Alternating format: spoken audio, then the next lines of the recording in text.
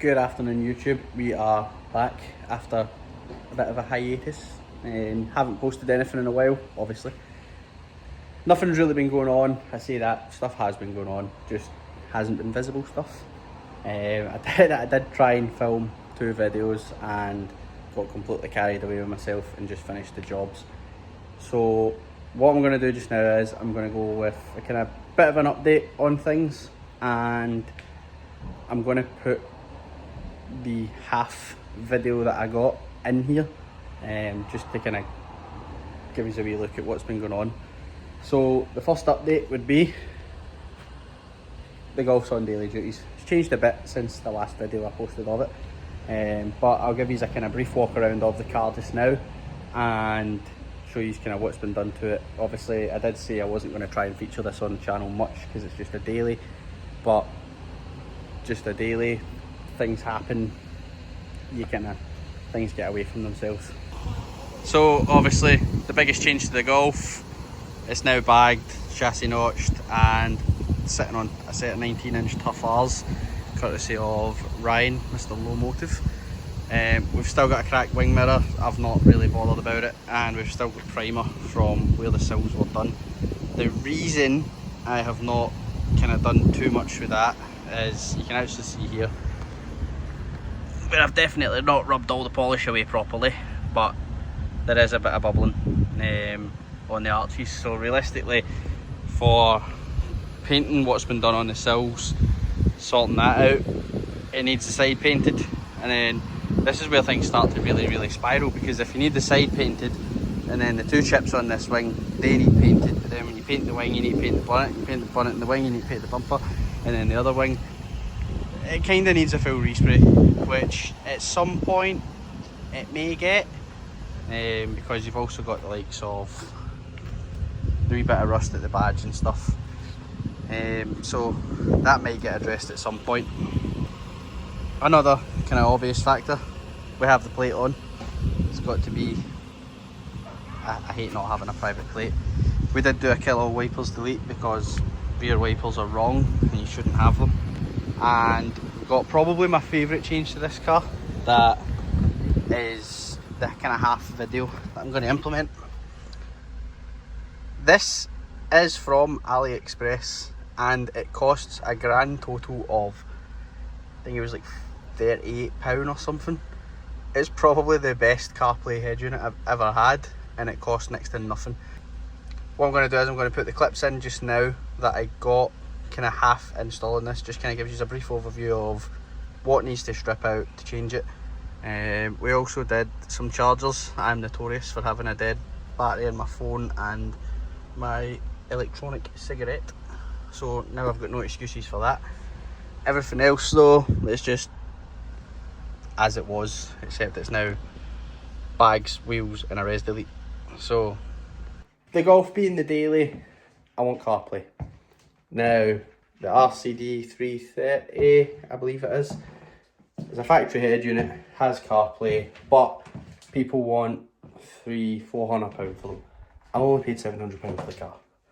I'm not doing that. So we have an alternative. This could be a load of dung, but we're going to try it. So I have bought AliExpress modifications.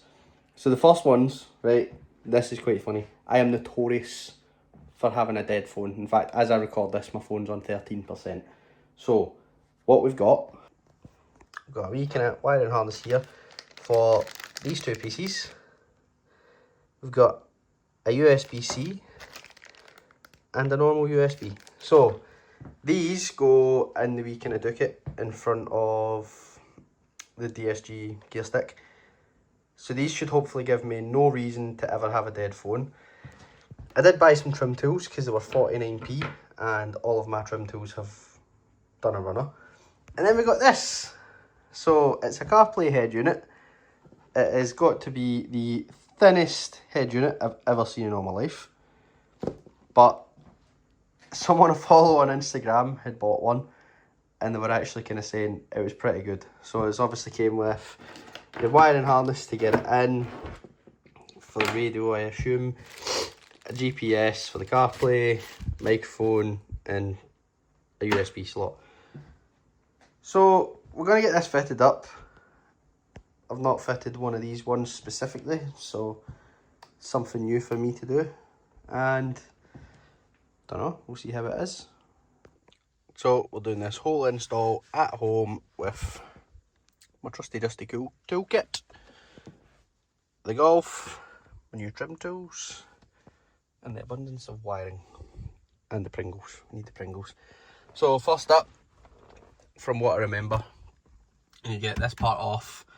Should be 2 screws in here, take them out, get this piece off. Should be a further 2 screws that'll then allow you to take the heater control bit off, and then you've got 4 screws, like 2 either side of the stock stereo. So I'll get that done and we'll regroup. So all the surrounds are off, and as said, we've got 4 bolts in there, so get them off, and then that's the standard head unit fully out. The spiralling with the Golf has started. There's a million things I want to do with it, but we can't do all that stuff because you may be wondering, where is the GT86? So obviously it's not in the unit. So the 86 is currently with Ian Waddington. He is doing full roll cage, support bars from the front towers to the chassis legs, and a rear bash bar with a jacking point. There's no time frame on that. Obviously Ian is a busy man with Drift Masters right around the corner, and quite frankly, the more time it's away, the more time I've got for putting funds aside for other parts and paying for fabrication, and I might be in a better position by the time he's not finished the car, so I might be able to kind of add in a couple of things for him to do. But it's handy, it's a big weight off my shoulders. What it has allowed me to do is focus on helping Steve with his 2JZ S13. I'll put a link somewhere, you can get a look at that if you don't already follow him. And it lets me put together parts lists of what we need, what works good, and pretty much just kind of try and gain as much parts as I can, so that by the time it does come back, we can get straight into actually making some content for you. Get as much of it built up as possible in whatever kind of time frame. I'm not putting a time limit on when I want it ready. I just want it to be 100% by the time it comes out, which will be good. So that's been a little bit of an update. I'm going to try, if I'm doing more stuff to that, I'm going to actually try and film it, because I said I wasn't going to. I haven't been, and obviously it kind of bugs me not actually. I've been enjoying doing videos and stuff, so it kind of bugs me not having much to do. So we'll probably continue on tidying this up. I want to kind of colour code the skirts and the splitter and the valance and stuff. Might kind of try and make a video on doing that. I'm going to DIY it for now, because there's no point in paying somebody to paint side skirts and a rear valance when the whole car needs a paint job realistically. So that might be something to look into next, because I can't really think of anything. But so since I didn't actually get to kind of finish the video, the install of the CarPlay, what I'll do is I'll kind of take a wee few videos just now showing you kind of the quality, how it works and stuff. For the price I paid, it is really, really good. I was half expecting it to break or just completely stop working by now, but I'll take it.